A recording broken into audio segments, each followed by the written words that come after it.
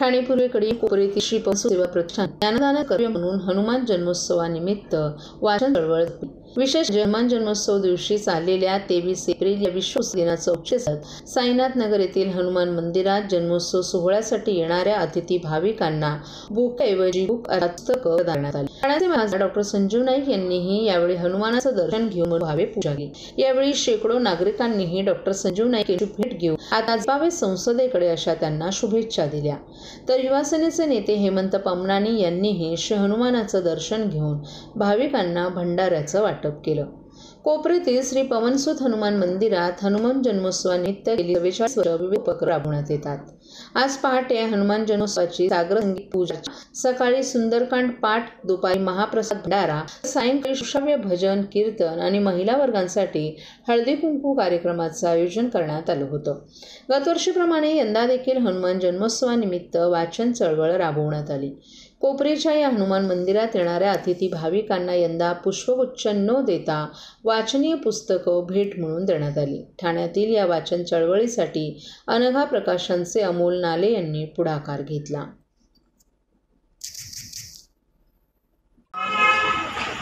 जय श्रीराम। आज ठाण्यामध्ये कोपरी परिसरामध्ये हनुमान जयंतीच्या निमित्तानं पवनसूत सेवा प्रतिष्ठानच्या माध्यमातून आज या ठिकाणी हनुमान जयंती साजरी होते आणि मला आनंद आहे की जसं 500 वर्षानंतर पुन्हा प्रभू रामांचं आगमन अयोध्येत झालं, त्याच्या पाठोपाठ सेवक सेवादार आणि रामाचे भक्त बरेच आहेत, परंतु प्रभू रामचंद्रांना खऱ्या अर्थानं एक वेगळी ओळख देणारे, त्यांच्या माध्यमातून एक वेगळी ओळख घडणारे हे हनुमानांचं आज जयंती आहे। मी हनुमंतांच्या चरणी प्रार्थना करतो की सर्व ठाणेवासियांना सुख समृद्धी देव, ठाणेवासियांच्या सर्व इच्छा आकांक्षा पूर्ण करो अशी या ठिकाणी प्रार्थना। जय श्रीराम, जय हनुमान। TJSB सौर शक्ती कर्ज गो ग्रीन, करा वीज बिलावर बचत। आकर्षक व्याजदर, 84 महिने परतफेड कालावधी, 80% लोन, व्यावसायिक आणि उद्योजकांकरता सुद्धा। अधिक माहितीसाठी तुमच्या जवळच्या शाखेला भेट द्या किंवा संपर्क साधा 1800-223-466 आणि 1800-266-3466।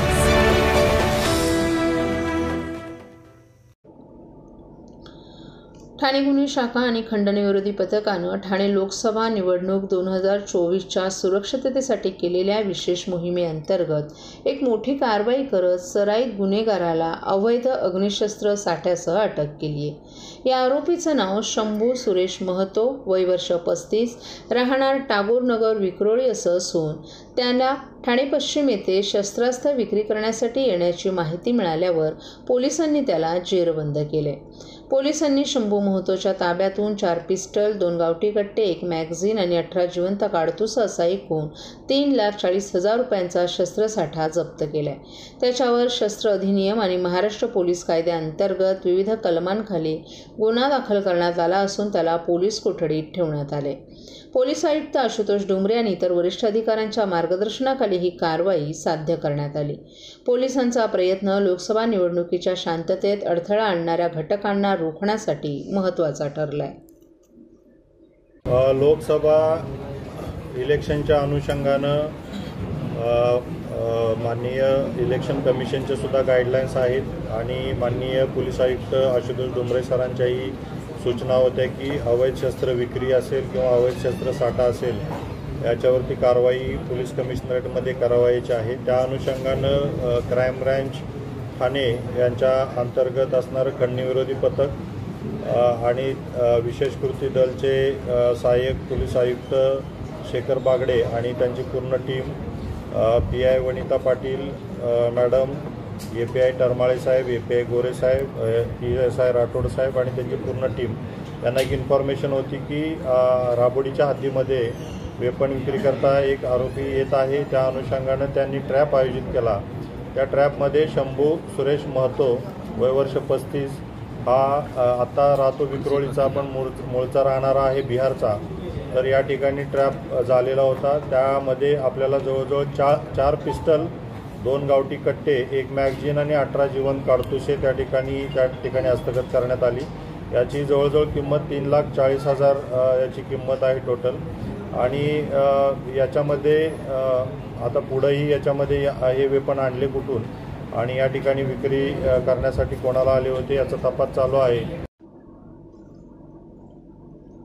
दिवसेंदिवस वाढत असलेल्या तीव्र उन्हाळ्याचा सामना करण्यासाठी ठाणे महानगरपालिकेनं आखलेल्या कृती आराखड्यानुसार कार्यवाहीस सुरुवात झाली आहे. सामाजिक आणि स्वयंसेवी संस्थांच्या सहकार्यानं महापालिका क्षेत्रात विविध ठिकाणी पाणपोई सुरू करण्यात येत आहेत. तसंच महापालिकेची सर्व आरोग्य केंद्र, पालिका रुग्णालय यांनी शीतरूम आणि औषधं यांची सज्जता ठेवण्याचे निर्देश महापालिका आयुक्त सौरभ राव यांनी दिले आहेत. तीव्र उष्णतेमुळे होणाऱ्या आजाराच्या प्रतिबंधासाठी ठाणे महानगरपालिकेनं कार्यवाही सुरू केली आहे. नागरीकरणामुळे शहरात वाढत जाणाऱ्या उष्णतेच्या धोक्याला नियंत्रण करण्यासाठी सर्वकष उष्णता उपाययोजना आराखडा महाराष्ट्र शासन, ठाणे महानगरपालिका आणि council of energy environment and water या संस्थेनं एकत्रितपणे तयार केला आहे. उष्णतेच्या लाटेचा सामना करण्यासाठी ठाणे महानगरपालिका सजग असून परिस्थितीचं गांभीर्य लक्षात घेऊन पालिका आयुक्त सौरभ राव यांच्या आदेशानुसार महापालिका क्षेत्रात मोठ्या प्रमाणात जनजागृती करण्यात येत आहे. ठाणे महापालिका क्षेत्रातील 33 आरोग्य केंद्र, 5 प्रसूतिगृह, छत्रपती शिवाजी महाराज रुग्णालय येथे उष्माघात, त्याची लक्षणं, घ्यायची काळजी याची माहिती देणारी पत्रकं लावण्यात आली आहेत. तसंच उष्णतेमुळे होणाऱ्या आजारांवर उपचार करण्यासाठी औषधं, शीतरूम तयार ठेवली आहे. आरोग्य केंद्रांनी त्यांच्या परिसरातील रहिवासी संकुलांमध्ये जनजागृती पत्रकं लावली आहेत. सर्व नागरिकांना आवाहन करण्यात येत आहे की सध्या डासांमार्फत पसरणाऱ्या डेंग्यू या आजाराचा प्रसार रोखण्यासाठी प्रत्येकाने पुढील प्रमाणे कार्यवाही करावी. डेंग्यू आजार एडिस इजिप्ती हा डास चावल्याने होतो. या डासांची पैदास साचलेल्या किंवा साचवलेल्या स्वच्छ पाण्यामध्ये होते. 8 दिवसांपेक्षा जास्त दिवस पाणी उघडे व साचून राहिल्यास त्यात डास अंडी घालतात. अंड्यांच्या अळ्या तयार होऊन पुढे डास तयार होतात. यासाठी आपल्या घरातील पाणी साठे, उदाहरणार्थ बॅरल्स, पिंपे, टाक्या, हौद, रांजणे इत्यादी दर आठवड्याला रिकामे करून घासून पुसून कोरडे करून पुन्हा भरावे. 1 दिवस कोरडा दिवस म्हणून पाळावा. पाणी साठ्यांना घट्ट झाकणे बसवावीत किंवा जुनी साडी, चादर, धोतर यांनी बांधून झाकून ठेवावीत, म्हणजे डास त्यात जाऊन अंडी घालणार नाहीत.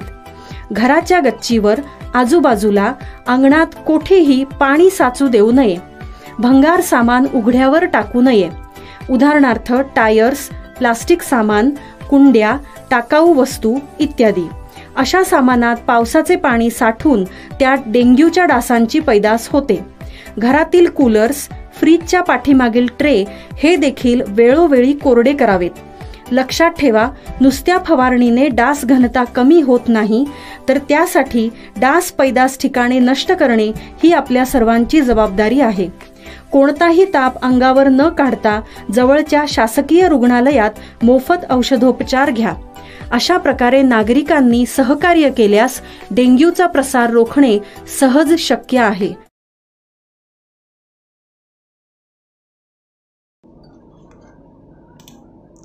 ठाणे महापालिकेला स्टेम प्राधिकरणाकडून होणारा पाणी पुरवठा शुक्रवार 26 एप्रिल रोजी 9 ते शनिवारी 27 एप्रिल रोजी सकाळी 9 वाजेपर्यंत 24 तास बंद राहणार आहे. या काळात ठाणे महानगरपालिकेच्या स्वतःच्या योजनेतील पाणी पुरवठा सुरू राहणार आहे. या शटडाऊनच्या काळात शुक्रवारी 26 एप्रिल रोजी सकाळी 9 ते शुक्रवारी रात्री 9 या वेळेत घोडबंदर रोड, साकेत, नवीन पाईपलाईन या भागाचा पाणी पुरवठा बंद राहील. तर शुक्रवारी रात्री 9 ते शनिवारी 27 एप्रिल रोजी सकाळी 9 या वेळेत Ritu Park, jail, Gandhinagar, Samtanagar, Siddheshwar, Eternity, Johnson, Mumbra आणि कळवा येथील काही भाग यांचा पाणी पुरवठा बंद राहील. या शटडाऊनमुळे पुढील 1 ते 2 दिवस पाणी पुरवठा कमी दाबानं होईल. या काळात नागरिकांनी पाण्याचा पुरेसा साठा करून ठेवावा आणि पाणी जपून वापरावं असं आवाहन महापालिकेनं केलं आहे.